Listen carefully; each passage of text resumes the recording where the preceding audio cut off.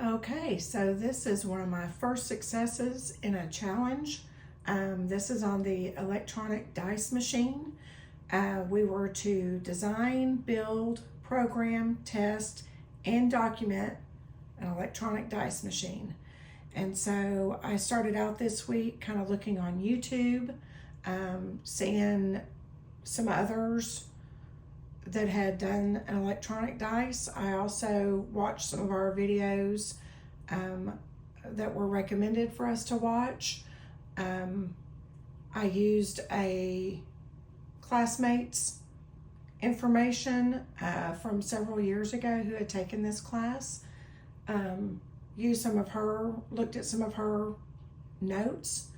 And then I also went and I did circuit number 5 with the push button so that I could kind of understand maybe what the push button did. So I combined several things.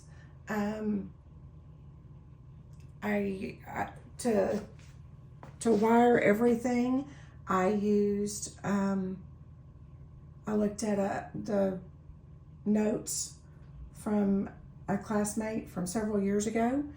And then I kind of set up the program by the guy on YouTube, and then I did the push button by the circuit number 5 and kind of set that up that way. So I did a combination of several things, but it actually worked. I was so excited. I can push the button and it'll roll the dice for me. And it is random. Now, I did come up with,